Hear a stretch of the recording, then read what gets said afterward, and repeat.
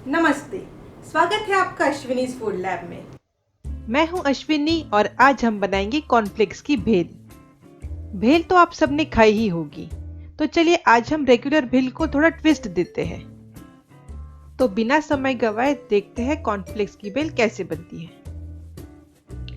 सबसे पहले एक बर्तन में थोड़े कॉर्नफ्लेक्स लेंगे। यहाँ मैंने केलॉग्स कॉर्नफ्लेक्स यूज किए हैं, आप कोई भी ब्रांड का कॉर्नफ्लेक्स यूज कर सकते हैं। अब इसमें हम डालेंगे आलू।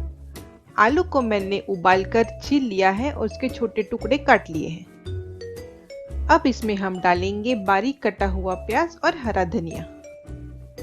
भेल में इंग्रेडिएंट्स की क्वांटिटी फिक्स नहीं है, आप आपके पसंद के हिसाब से हर एक इंग्रेडिएंट को कम ज्यादा ले सकते हैं। अब इसमें हम डालेंगे बारीक कटा हुआ टमाटर।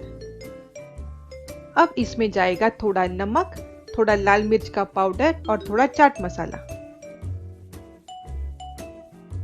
अब इसमें हम डालेंगे थोड़ी सी हरी चटनी और थोड़ी सी खजूर इमली की चटनी। हरी चटनी और खजूर इमली की चटनी दोनों चटनियों की रेसिपी मैंने डिस्क्रिप्शन बॉक्स में डाली है, आप ये जरूर चेक कीजिए।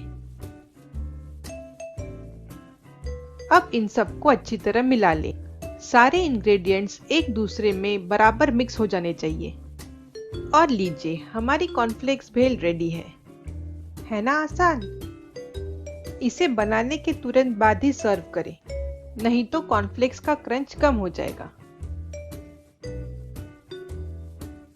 सर्व करते वक्त ऊपर से थोड़ा बारीक कटा हुआ प्याज, बारीक कटा हरा धनिया और सेव डालना ना भूलें।